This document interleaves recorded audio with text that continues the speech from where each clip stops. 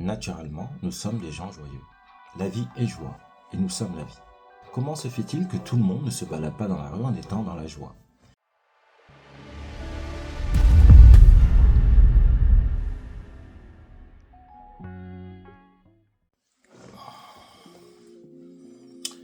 Bonjour à tous. Aujourd'hui, nous allons parler de la joie. Qu'est-ce que la joie? Alors, pourquoi je vais vous parler de la joie aujourd'hui? Pourquoi aujourd'hui? Pourquoi pas hier? Pourquoi pas demain? Pourquoi là, je vais vous parler de la joie? Mais parce que ce matin, je me suis levé avec un sentiment de joie. Un sentiment intérieur de joie. Et j'ai compris que ce sentiment, en fait, de joie était mon état naturel, en fait. Naturellement, nous sommes des gens joyeux. Notre nature profonde, c'est d'être joyeux. Donc la joie n'est pas une émotion, c'est pas un sentiment. Je dis, je le ressens en conscience. Je veux dire, j'ai ressenti.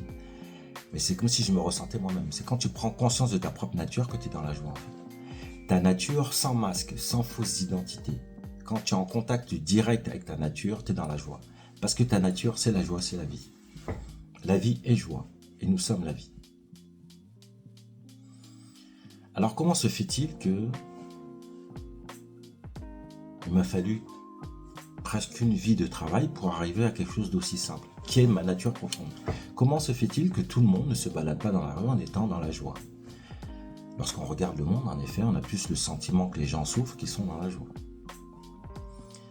D'ailleurs, au passage, il ne faut pas confondre joie et bonheur. Le bonheur est encore relatif à l'ego.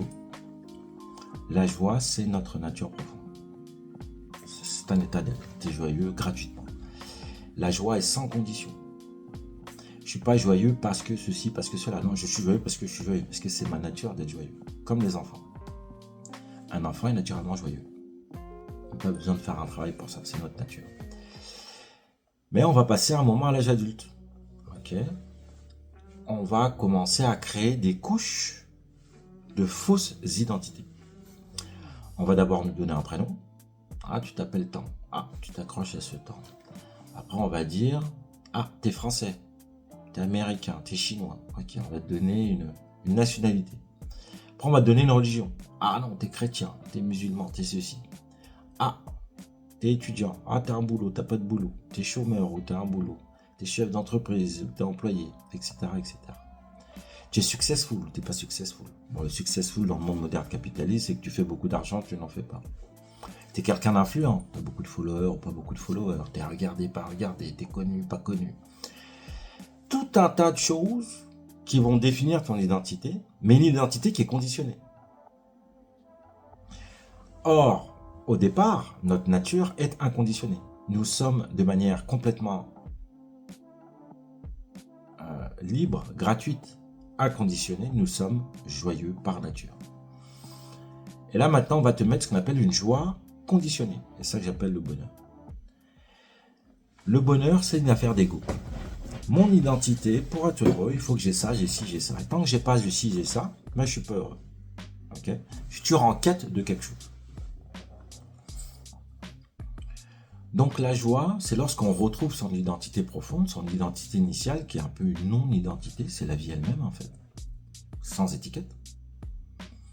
Donc pour cela, après avoir fait un long chemin de déconstruction de tout ce qui n'était pas nous, une fois qu'on a couche après couche réinterrogé toutes les fausses identités qu'on a mises sur notre dos, qu'on les a retirées comme c'est comme des vêtements, c'est comme si imaginez qu'on avait des tonnes de vêtements et puis on les retire un à un et puis à chaque fois par un esprit, ce que j'appelle ambitieux spirituellement. Il faut avoir le désir on dit ouais, il faut être heureux dans la vie, ok, mais tu veux être vraiment heureux, pas l'heureux de l'ego là.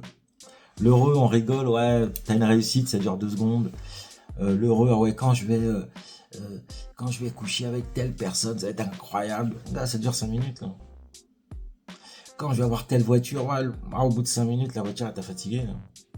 Quand j'aurai telle maison, c'est pas trop ça. Et ainsi de suite, quand j'aurai 1000 milliards, maintenant, on est à 1000 milliards, des salaires à 1000 milliards, ok, super. Quand t'auras ça, ce sera extraordinaire, ouais, non, ouais.